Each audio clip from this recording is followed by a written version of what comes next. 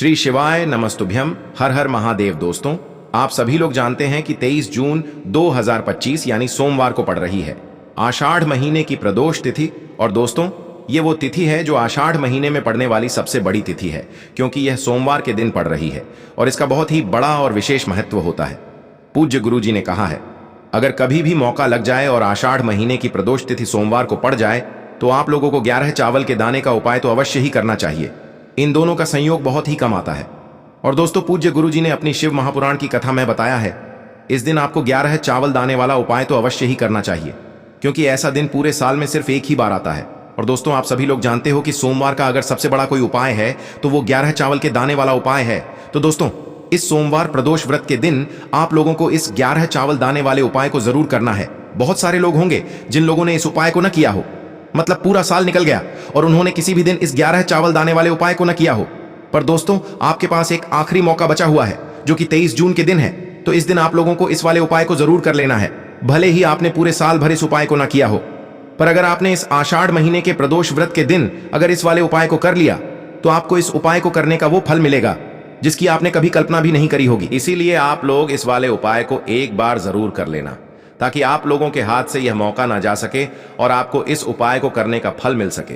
दोस्तों, यह उपाय पंडित जी ने अपनी अभी की ही शिव महापुराण की कथा में बताया है।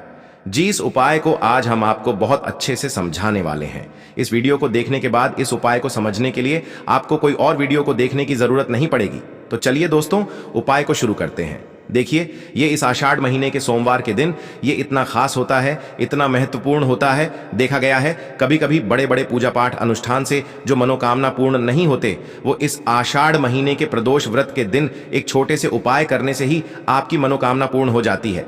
और बहुत सारे लोगों ने इस उपाय को किया भी है और उनको इस उपाय को करने का फल भी जरूर मिला है। अगर आप लोग भी इस उपाय को सोमवार प्रदोष के दिन करना चाहते हैं तो आप इस उपाय को पहले अच्छे से समझ लेना, सुन लेना, उसके बाद करना। आपको इस उपाय का फल जरूर मिलेगा। और इस उपाय को कर लेने से आपके घर में चाहे किसी भी प्रकार की दुख और समस्या क्यों ना चल रही हो, आपको उसका कारण भी नहीं पता है कि भाई यह समस्या किस कारण से चल रही है। उसका कुछ भी कारण हो सकता है, जैसे पितृदोष हो सकता है या किसी भी तरह का मंगल दोष भी हो सकता है। तो इस दिन आप लोगों को यह वाला उपाय कर लेना है। यह एक ऐसा उपाय है जिस उपाय को अगर किसी विशेष दिन पर किया जाए तो भाई उस विशेष दिन का जो है वह तो हमें मिलता ही मिलता है। पर हमने उस दिन पर इस उपाय को किया है तो हमें उससे भी बड़ा फल मिलता है और फल बहुत जल्दी मिलता है, क्योंकि आप इस उपाय को बहुत ही बड़े और विशेष दिन पर कर रहे हो। तो चलिए अब उपाय के बारे में बात करते हैं, लेकिन उससे पहले आप लोगों को यह जानना आवश्यक है कि आखिर यह उपाय किस समय करना है, किसको करना है और कैसे करना है। तो चलिए हम आगे आपको वीडियो में एक एक करके बता देते हैं। लेकिन उससे पहले अगर आप लोग हमारे चैनल पर नए हैं तो हमारे चैनल को सब्सक्राइब कर लेना और इस वीडियो को लाइक करके कमेंट बॉक्स में श्री शिवाय नमस्तुभ्यम ओम नमः शिवाय जरूर टाइप कर देना। और अपने फायदे के लिए, गरीबी दूर करने के लिए इस वीडियो को पूरा देखकर जाना, तभी आपको लाभ की प्राप्ति होगी। यदि आज आपने वीडियो को बीच बीच में से देखा, काट काट कर देखा, तो आपको जीवन में कभी सफलता हासिल भी नहीं होगी। तो दोस्तों, इस 11 चावल के दाने वाले उपाय को हमें इस सोमवार के दिन कैसे करना है, किसको करना है, किस समय करना है और कहां पर करना है, ये सारे सवालों के जवाब आपको इस वीडियो में मिल जाएंगे। और जो ये वीडियो देखेगा भाई, उसको 11 चावल के दाने वाला उपाय जरूर करना चाहिए, क्योंकि इस दिन एक चावल के दाने का भी बहुत ही बड़ा और विशेष महत्व होता है। और जब बात आ जाए 11 चावल के दाने की तो ये सोने पे सुहागा वाली बात हो जाती है और ये एक बहुत ही बड़ा उपाय हो जाता है इस सोमवार प्रदोष व्रत का। तो अब दोस्तों, इस 11 चावल के दाने वाले उपाय को आखिर करना किसको है, सबसे पहले हम लोग वो बात जान लेते हैं। तो देखो, घर की जो बड़ी माताएं बहनें होती हैं, उन माताओं बहनों में से कोई भी एक बड़ी माता बहन इस वाले उपाय को कर सकती है। और दोस्तों, अगर आप चाहें तो अपने घर में से सभी सदस्यों को भी इस उपाय को करवा सकते हैं। अगर किसी व्यक्ति की खुद की कोई मनोकामना है, खुद की कोई दुख और परेशानी है जो कि वह अपने लिए ही करना चाहता है इस वाले उपाय को, तो वह खुद अपने लिए भी कर सकता है। बाकी अगर कोई घर में से ऐसा है जो कि अपने पूरे घर परिवार की सुख और शांति के लिए ये वाला उपाय करना चाहता है तो भाई वह भी कर सकता है, उसमें भी कोई दिक्कत वाली बात नहीं है। कहने का मतलब ये है कि इस उपाय को हर एक सदस्य भी कर सकता है और पूरे घर परिवार के सदस्य के लिए घर की बड़ी माताओं बहनों में से कोई एक माता बहन भी कर सकती है। माताएं बहनें अगर घर में उपस्थित न हो या वो यह वाला उपाय न कर पा रही हो तो फिर घर का कोई बड़ा सदस्य भी इस 11 चावल के दाने वाले उपाय को कर सकता है, चाहे फिर वह पुरुष ही क्यों ना हो। उसमें कोई भी दिक्कत वाली बात नहीं है। अब दोस्तों, इस 11 चावल के दाने वाले उपाय को हमें करना कहां पर है? हमें इसे शिव जी के मंदिर में जाकर करना है। बहुत सारे लोग प्रश्न करते हैं हर एक उपाय को करते समय, क्या हम इस उपाय को घर पर कर सकते हैं? तो इस वाले उपाय को आप घर पर नहीं कर सकते हो। इस वाले उपाय को करने के लिए आपको शिव जी के मंदिर ही जाना पड़ेगा। उसके बाद में दोस्तों जो अगला प्रश्न निकल कर आता है वो यह आता है इस उपाय को लेकर कि आखिर इस उपाय को हमें किस समय करना है, सुबह के समय करना है कि शाम के समय करना है। तो देखो, इस वाले उपाय को आप लोग सुबह के समय भी कर सकते हो और शाम के समय प्रदोष काल में भी कर सकते हो। अब अगर आप पूछो कि भाई सबसे उत्तम समय कौन सा रहेगा इस 11 चावल के दाने वाले उपाय को करने का, तो हम आपसे बस यही कहेंगे कि इस उपाय को आप सुबह के समय करेंगे तो ज्यादा बेहतर होगा। बाकी अगर प्रदोष काल शाम के समय भी करेंगे तो भी अच्छा होगा, उसमें कोई भी दिक्कत वाली बात नहीं है। तो अब दोस्तों जो अगली सबसे बड़ी और महत्वपूर्ण बात आती है वो यह आती है कि सुबह अगर हम उपाय को करेंगे तो हमें कितने बजे से लेकर कितने बजे तक के बीच में करना है, और शाम के समय प्रदोष काल में करेंगे तो हमें कितने बजे से लेकर कितने बजे के बीच में करना है। तो देखो, सुबह जितनी जल्दी हो सके आप उपाय को करने की कोशिश करना। बाकी अगर किसी कारणवश लेट भी हो जाओ, थोड़ी देर भी हो जाए, तो 10 या 11 बजे तक भी आप उपाय कर लेना, पर 12 बजे से ज्यादा देरी न हो, ठीक है? इस बात का ध्यान रखना। उसके बाद में दोस्तों अगर शाम के समय प्रदोष काल की बात करें, प्रदोष काल का जो समय होता है वो शाम के 6 बजे से शुरू हो जाता है। मतलब शाम के 6 बजे से लेकर 7 बजे के बीच का जो समय होता है ये समय प्रदोष काल का समय होता है। पर अभी जो मौसम चल रहा है इस मौसम में जो है शाम बहुत देरी से होती है, तो आप इस उपाय को 7 या 8 बजे के बीच में भी कर सकते हो। मतलब शाम के 6 बजे से रात 8 बजे के बीच में आप कभी भी इस वाले उपाय को कर सकते हो, उसमें कोई भी दिक्कत वाली बात नहीं है। अब दोस्तों यहां पर इस उपाय को लेकर एक और सबसे बड़ी बात यह निकल कर आती है कि इस 11 चावल के दानों को हमें लेना कहां से होता है, और हमें इस उपाय को करने के साथ में क्या और कुछ भी सामग्री ऐसी होती है जो शिव जी के मंदिर लेकर जानी पड़ती है।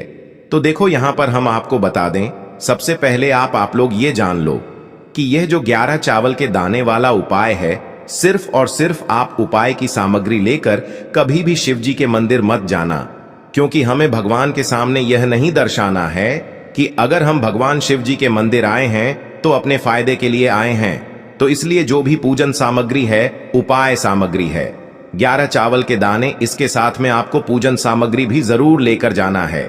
देखो अगर सुबह के समय उपाय कर रहे हो तो सीधी सी बात है, 1 लोटा जल तो आप लेकर जाओगे ही जाओगे।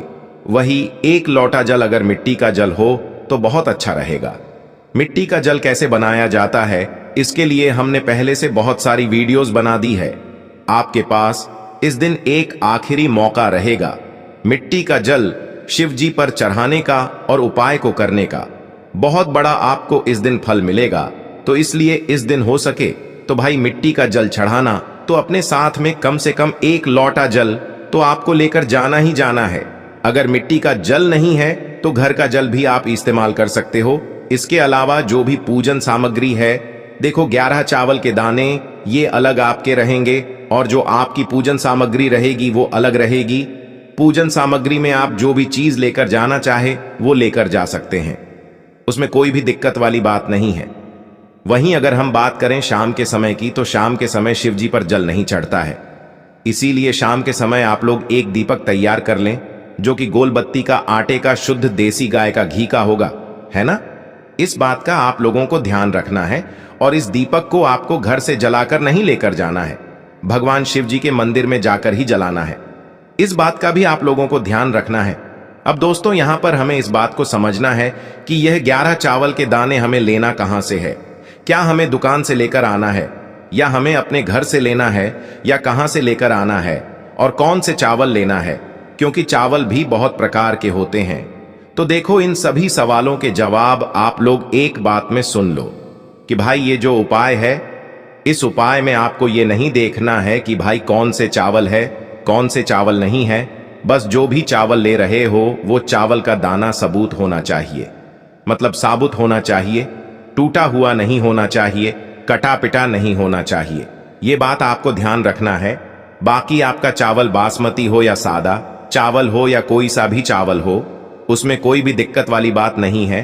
तो सीधी सी बात है कि आपके घर के रसोई घर में जहां पर आप भोजन बनाते हो, वहां पर जो भी चावल आपके उपस्थित हो, उन चावलों में से अपनी एक कटोरी भर लेना या एक मुट्ठी चावल अलग से निकाल कर रख लेना, क्योंकि हम 11 चावल ही यहाँ पर इस उपाय में लेने वाले हैं, तो हमें यह चावल के दाने गिनकर निकालने पर डढ़ेंगे।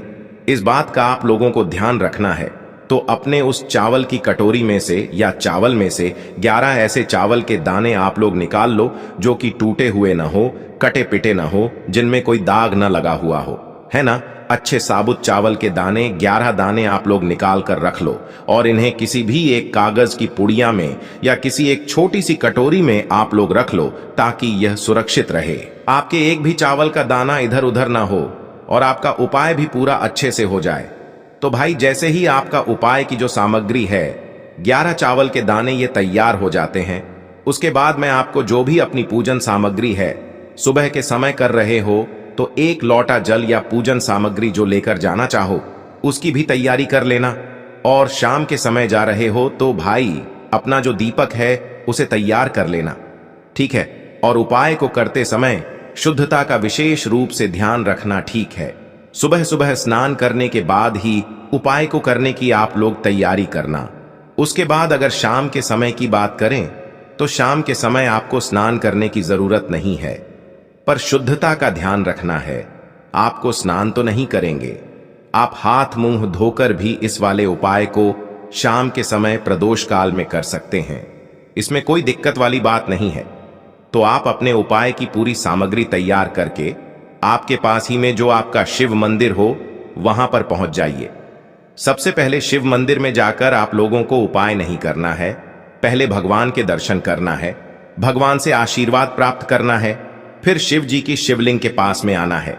शिवलिंग के पास में आने के बाद आप जो पूजन सामग्री लेकर आए हुए हैं, जैसे कि सुबह गए हुए होंगे तो एक लोटा जल और जो भी पूजन सामग्री लेकर आए हैं आप उनसे भगवान शिव जी की पूजन कीजिए।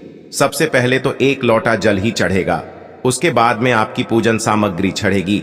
उसके बाद में अगर दोस्तों शाम के समय अगर आप इस उपाय को कर रहे हो तो अपने साथ में कम से कम एक जो दीपक है गोल बाती का जो आप अपने साथ में लेकर गए हो, उस दीपक को मंदिर में जाकर अपनी माचिस से जलाना है और उस दीपक को शिवलिंग के पास में रखना है, ठीक है। इस दीपक को रखने के बाद ही आप लोगों को अपना ये वाला उपाय शुरू करना है।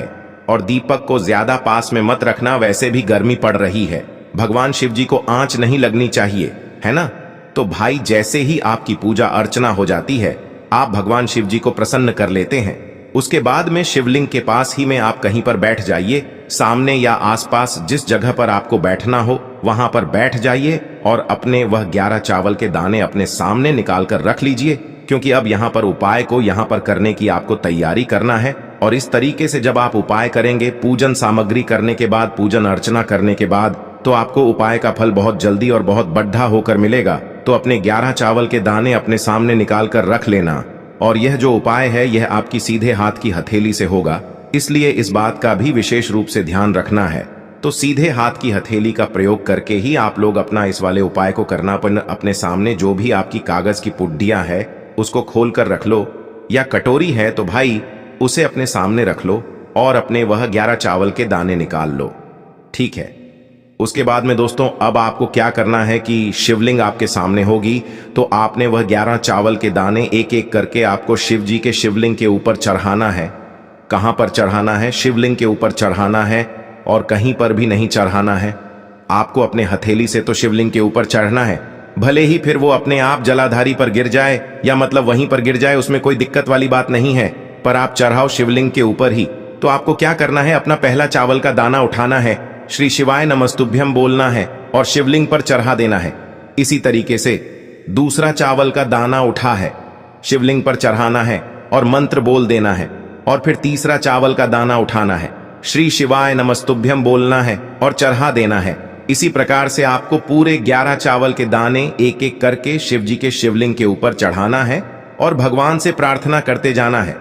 मतलब प्रार्थना तो आपको आखिरी में करना है, पर हर एक चावल के दाने को चढ़ाते समय श्री शिवाय नमस्तुभ्यम जरूर बोलना है। उसके बाद ही में यह चावल का दाना शिवलिंग के ऊपर आपको चढ़ाना है। जैसे ही आपके 11 चावल के दाने शिवलिंग के ऊपर चढ़ जाते हैं, तो भाई उसके बाद में आपको क्या करना है, भगवान से अपनी मनोकामना बोलना है।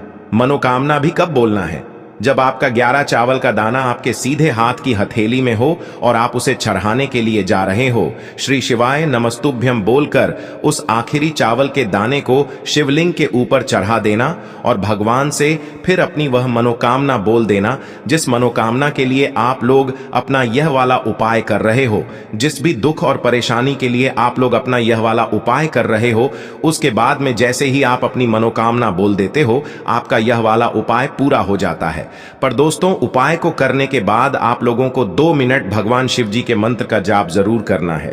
और मंत्र का जाप करने के बाद भगवान से एक और बार प्रार्थना करना है अपनी मनोकामना के लिए, या अपनी जो भी दुख और परेशानी है उसके लिए। इसके बाद में आप लोग भगवान को देखकर, भगवान से प्रार्थना करके, उनसे आशीर्वाद लेकर वहां से उठ सकते हैं और अपने घर पर जा सकते हैं। बस दोस्तों, यहां पर यह वाला उपाय पूरा हो जाता है। इस तरीके से जो भी व्यक्ति छोटी छोटी चीजों का ध्यान रखते हुए इस 11 चावल के दाने वाले उपाय को करेगा, निश्चित सी बात है उसे उसकी मनोकामना जल्द ही पूर्ण होगी और जो भी दुख और परेशानी है वो भी बहुत ही जल्दी दूर होंगे। और दोस्तों, अगर आपको हमारी ये वीडियो पसंद आई हो तो हमारे इस वीडियो को लाइक और चैनल को सब्सक्राइब जरूर करें। हर हर महादेव, ओम नमः शिवाय।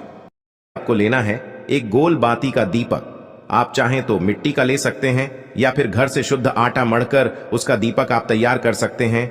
इसके बाद आपको लेना है शुद्ध गाय का घी। अगर वो नहीं है तो कोई भी देसी घी इस्तेमाल कर सकते हैं, जिससे आपको दीपक प्रज्वलित करना है। देखो, अब ये सब सामग्री लेकर आपको जाना है प्रदोष काल में आपके घर पर तुलसी जी के घेरे के पास में। देखो, ये उपाय तो आपको अवश्य करना है। देखो, वहां पहुंचकर सबसे पहले वो दीपक आपको प्रज्वलित कर देना है और ओम नमो भगवते वासुदेवाय नमः का 11 बार जाप करना है। उसके बाद आपको अपने सीधे हाथ में थोड़ी हल्दी लेकर उस दीपक में अपना नाम और गोत्र बोलते हुए डाल देना है।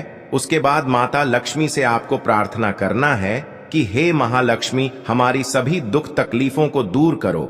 हे महादेव, हमारे सब दुख कष्टों को खत्म करो। इस भावना से आपको ये उपाय करना है। चलिए अब बात कर लेते हैं दूसरे उपाय की। दोस्तों, आप सभी जानते हैं कि सोमवार का दिन समर्पित होता है भगवान महादेव को, यानी कि भगवान पार्वती को सोमवार का दिन समर्पित होता है। और जब भी हम शिवलिंग के ऊपर कोई भी उपाय करते हैं तो इससे हमें एक साथ भगवान महादेव की और पार्वती की कृपा प्राप्त हो जाती है। देखिए दोस्तों, गुरुदेव ने बताया है कि सोमवार के दिन किया जाने वाला यह सबसे खास और सर्वश्रेष्ठ उपाय है। 7 चने की दाल लेनी है।